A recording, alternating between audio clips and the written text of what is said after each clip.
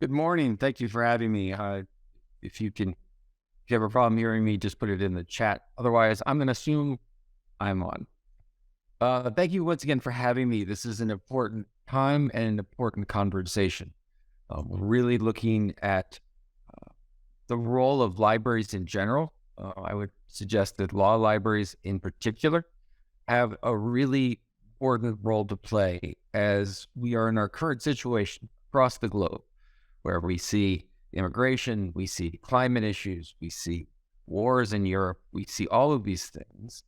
And at the heart of it, it comes down to what does it mean to be in a democratic society, where that democratic society is a society of law, of rules.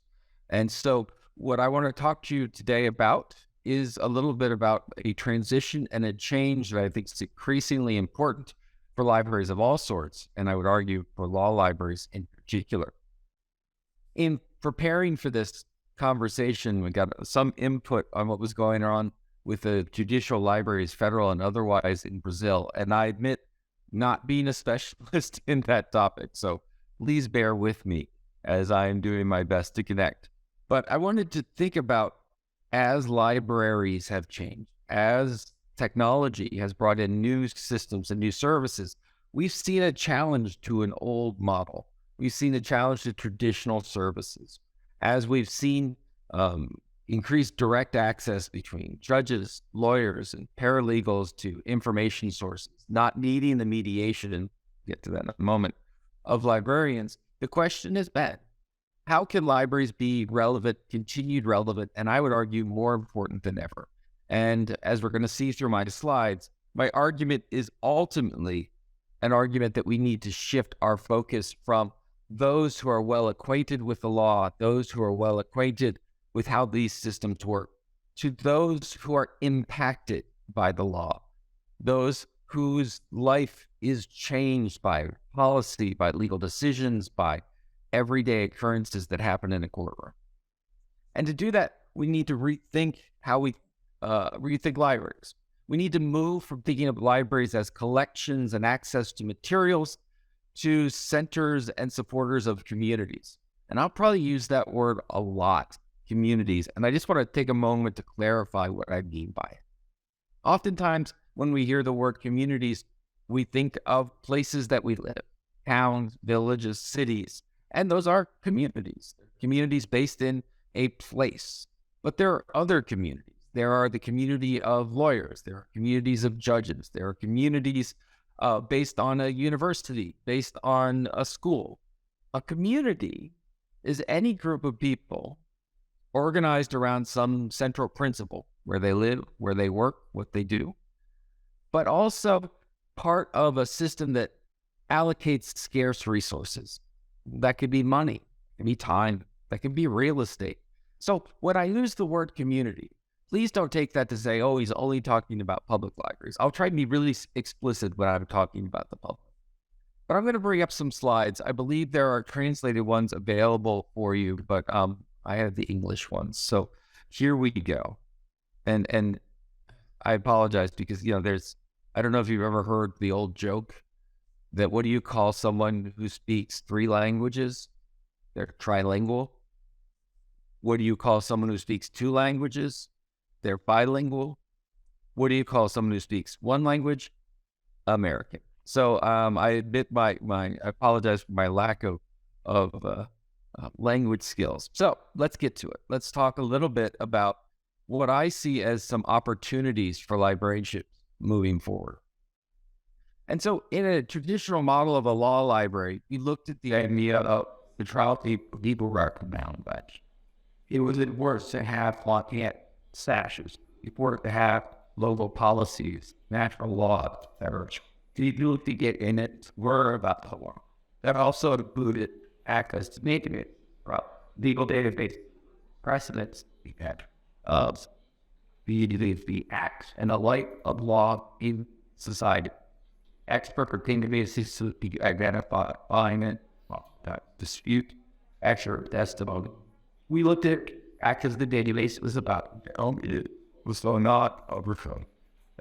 Move forward how it would be public area. And then generally, we know that a lot of the legal action.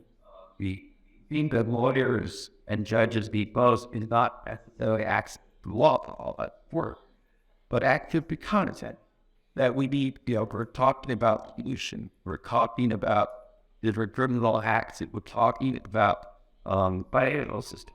HUG access that expert content area, not necessarily the law, right? Obviously, a large bilateral histories, the life of at the trying to identify the attention behind laws, and then general election. True. And you would agree, we still do that. And you would follow the understand. But I would argue, beginning to look at any law. A new model that it shifts the problem of focus on the reflection and institution to looking at themes that are really about the community and what they need. So these are some interesting services offered by the United States Department of Justice law firm. I love feeding what varies, but also because they really dramatically instigate and just what legal libraries does be bad. Should know the judiciary. My favorite is this character assassination 101. So the story is the third library to connected to a legal staff, the lawyers, paralegals, and she getting in my day in the morning. And the lawyer quickly looked at her up. That I looked not all in. We have a case, we're growing in front of the judge, pretending you have with the legal, they have an expert witness. And we need to know every witness. I can't find anything. And so 10 years later, walked in the judge a few years ago with a first walked the lawyer with the papers, the pre-deed article, writing the document. In other words, did a good search, found materials of the required. And we as part librarians to realize this is not the only time that lawyers were asking for expert testimony and information about expert witnesses. And so she began offering class in character assassination, was a lot. The idea is she would talk to judges, or to lawyers, talk to paralegal, and you that. So if you're looking to keep what an expert at the birth in the past, you can participate in it, or you can ask United. And you want to find out about this, you participate in this, or you can ask me to. And what happened was, I think it's around expert related that she gathered the strength and she understood one of the key concerns in the areas of the law and lawyers. She was able to maximize the services she provided in an easy way. And by providing education in paralegals and lawyers, which she was doing, us so much that the ability to put up her own, those they would. But demonstrating her expertise and he could stand out in his hand and look at you this thing over. Yet beat that. Kind of make that better. But come up.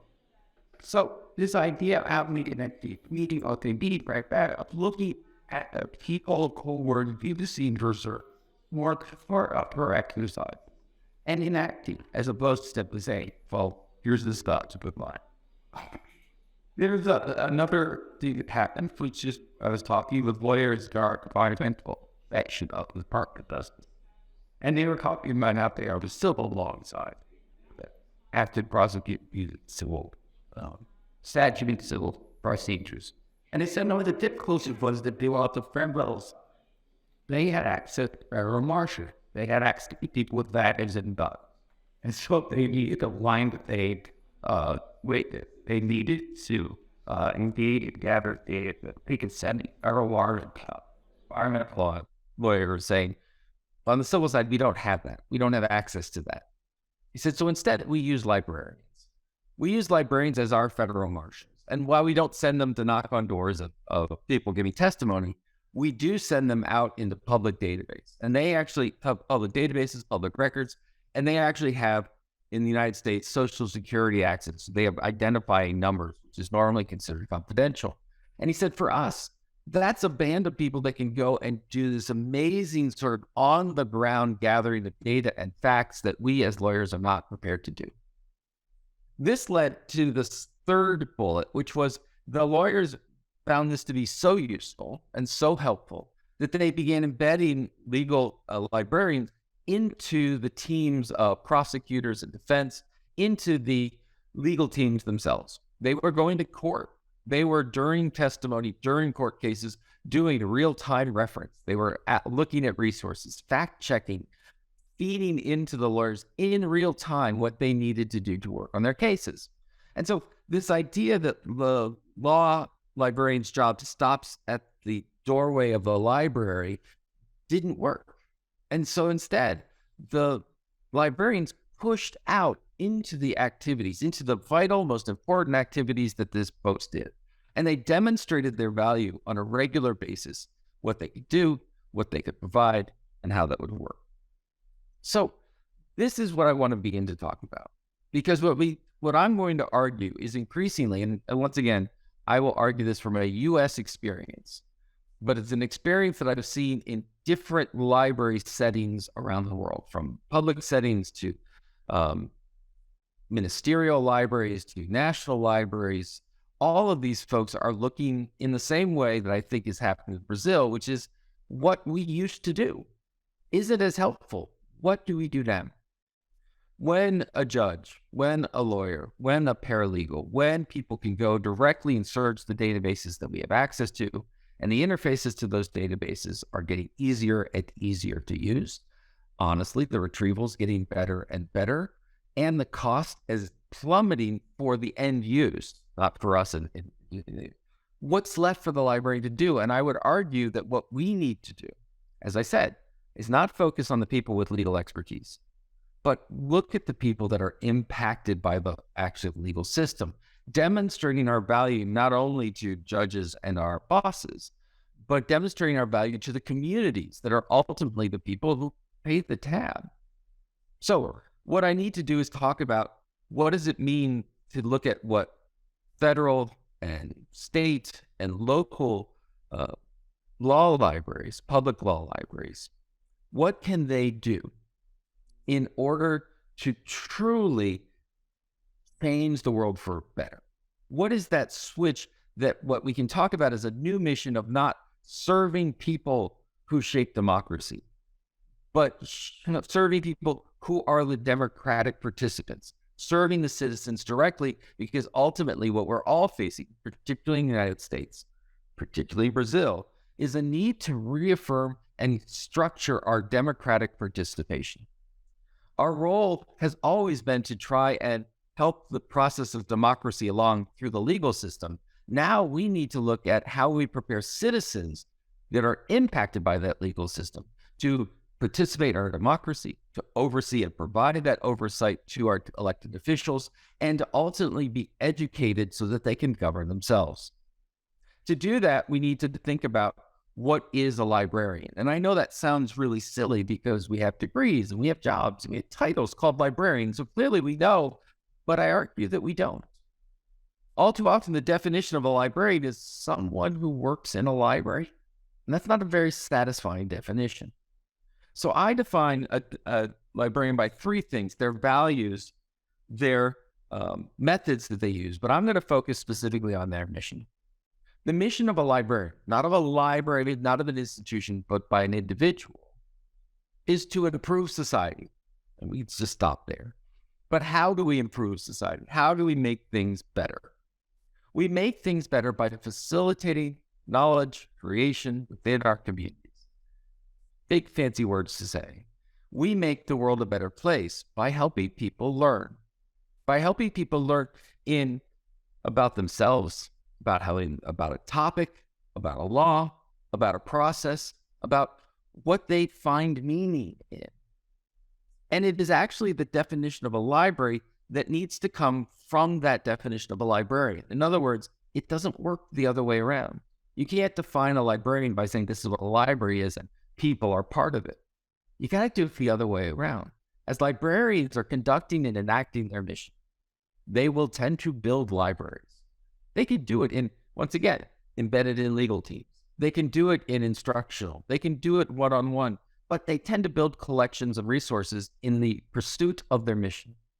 And so we can define a library as a mandated, meaning someone says you got to have one, facilitated space, right? A library is not just an open website or an open building. It's you shape how it looks. maintained by the community, paid for, participated, given power by the community, stewarded by librarians, meaning that we run that library on behalf of the community and we have expertise in doing it, and dedicated, once again, to knowledge, not dedicated to access, not dedicated to stuff, not dedicated to the type of materials, dedicated to people knowing things. Knowledge is what people understand. We want people to become smarter. We want them to make better arguments in court. We want them to make better, more proper decisions when cases come before them. We want people to understand how the legal system is there to help individuals, not to inflict ideas on individuals. And so what I want you to think about with our libraries is not so much that as legal libraries that support our legal staff, but as libraries with a special knowledge and understanding of the law that help democracies prosper, that help people understand their role in democracy, to empower them to be part of that role in democracy.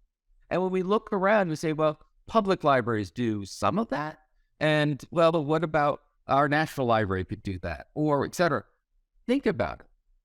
What information system funded by the government is fundamentally dedicated to explaining, supporting, and making proper the legal function, the foundation of our democratic participation? What other folks have that mission and that expertise? And then the question is, what access does the community, in this case, I mean the public, the citizenry, have to that information? Do they only have access to it when it is used against them or to support it through the gatekeeping of lawyers, or do they have direct access to it? Do we go to our judges and say, as judges, our job is to make sure that we have a well-functioning democracy based on law. In order to do that, you need to be well supported. Let's talk about that. In order to do that, the lawyers need to be well supported. And they are. But what about the average citizen? Who's looking out and making sure that the average citizen understands the rule of law, understands the role in democracy, and is empowered to participate?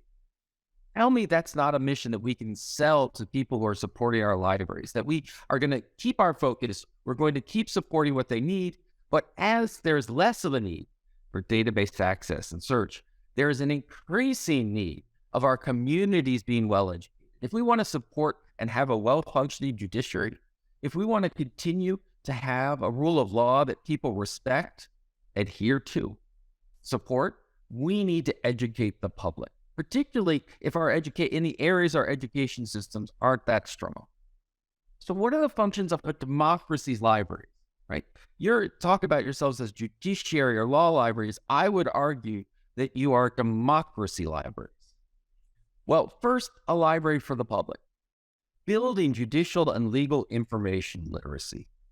As people come in, understanding how the court system works, understanding terminology, understanding their rights, understanding how they can participate, understanding how this structure of laws that shape people's lives, how is that determined, and what role do they have in shaping it?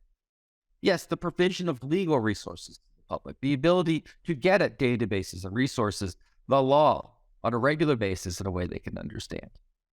Preparing librarians, preparing ourselves and our colleagues as facilitators of democratic conversations.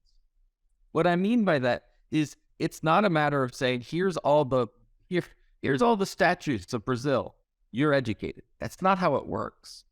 People need to understand where it comes from, and they need to understand that the legal system, the cases and precedents, case law, regulation, all the things that our organizations deal with are in essence a conversation. It's a conversation in a very structured legalistic way, but it is a conversation about what it means to be Brazilian. What rights do Brazilians have? What rights and functions can they take advantage of? That doesn't happen by here's a flyer. It happens by literally engaged conversation. How can we facilitate judges talking to a person in Sao Paulo? How can we facilitate lawyers talking to a housewife in Brazil, in anywhere in Brazil, pardon me, right? How do we facilitate that? And so as librarians, we need to know how to facilitate conversations, how to shift our focus from the things and stuff to the people, to shift from usage to impact, to shift from transactions, please get me this document, to relationships. I depend on you, I trust you. How do we do that? How do we train ourselves and our colleagues? How do we certify that knowledge? By saying, how do you actually know something as opposed to, I sat through a lecture, what have you. And ultimately, what I think this conference is a great first step in, building true peer learning networks. That as you discover what works in your library, as you discover what works with your judge, with your lawyer, with what have you, that we share that on a regular basis with our colleagues and peers. Not to be replicated, not so every library looks the same, but so it can be adapted to the local setting. So you can get great ideas and then transform them so they'll work in your local setting.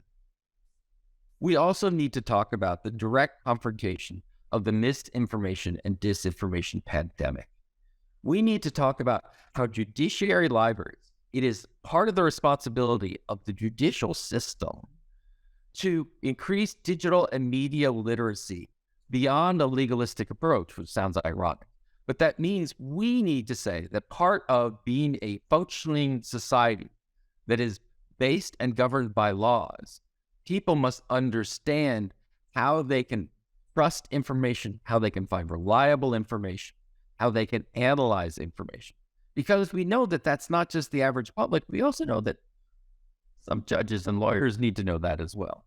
And so this idea that we have a curriculum, that we are teachers of the community is vital and important. And finally, as democracy's libraries, we need to fund innovation. We need to connect communities together. We need to support difficult conversations about climate, about ideology, about legal functions, about all of the things that in our shared experience over the past, let's just call it 6 years, we've clearly discovered that there needs to be a democratic conversation that is ongoing and regularized, that fights disinformation and creates civic and civil forums with people with radically different ideologies can come to discuss and seek cooperation. Once again, not online environments where we do a trade of our data for access, but in our libraries, working with public libraries, working with academic libraries, working with school libraries, so that we can create a network of libraries across Brazil that are trying to, and on a regular basis saying, this is how we function. This is the value that we bring. This is how it works to be a library. I want to give you just some quick examples. I say supporting difficult conversations. So I'm going to here use a public library example, but I would argue that this is very much applicable in a legal setting with a public focus. Much like our Library of Congress shifted its focus many years ago from simply serving Congress to serving the American people, I would argue that today a network of judicial and federal libraries focused on public and supporting difficult conversations is not only how we have great purpose, but how we meet great need. So this is an example of Charleston County Public Library. And what happened in Charleston County Public Library is 7 years ago, a white man walked into a black church and killed 7 people as part of a prayer group. Dylan Roof was the boy, and it generated a massive conversation about race in South Carolina. And a lot was done. Old flags were taken down. A lot of words were said about how we will all work better. And then nothing happened for 6 years. And then white police officers killed a black man and led to a massive set of race protests. And some of those protests turned violent. And in Charleston, they had Black Lives Matter protests. And what happened was the community leaders came to the library and said, 6 years ago, we said we were going to make progress, and we have not. Help us make progress. And so the library could do simple things like gather books and materials, but what they began doing was inviting people in to have difficult conversations on race. They would bring former white supremacists and Black elders together in a civil, controlled environment that was safe for them to talk and seek understanding. But they realized that this was more than just conversation. This was more than just materials. They needed to directly support minoritized communities. And so what they began doing was they opened up voting places. So you could go to the library, which was a trusted source, and you could vote. And not only could you go to the library to vote, you could go to the library to understand what the issues were, what the topics were, how to host politicians and candidates, how to have forums around different ballot initiatives. They began realizing that the way you begin to deal with race in America is not by simply talking about race, but by talking about what democratic options are open to all. And then they work to make them open to all. We saw this again with the pandemic. With the pandemic, once vaccines came out, there was a great reluctance to use the vaccine. There was not a lot of trust in the process, and trust particularly, once again, in minority communities around the health system. So the picture here on the right-hand side is the library began not only posting why vaccination is good, they began posting specific librarians saying why they chose to get vaccination, because librarians in that community had built relationships with their communities. They knew them, they understood them, they talked to them on a regular basis, they built trust.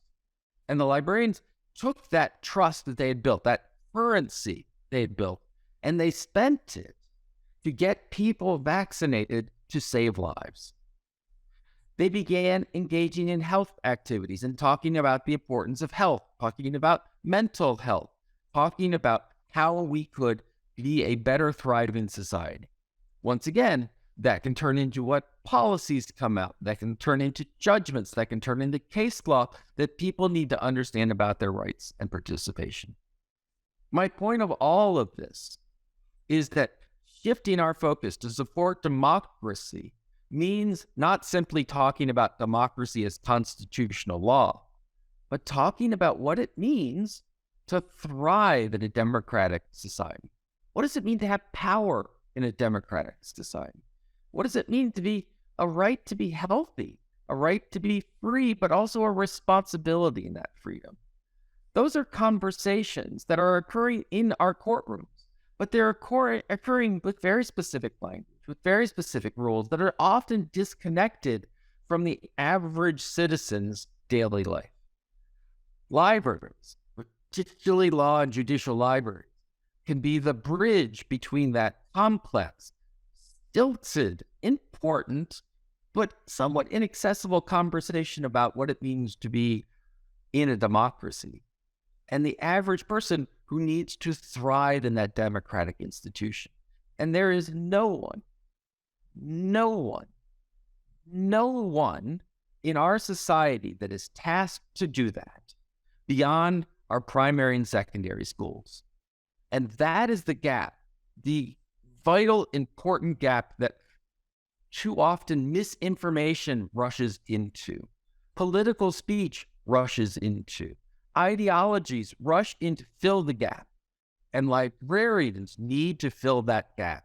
Trusted people who understand misinformation, disinformation, literacy efforts, who have access to resources and the rule of law to make that aware to citizens.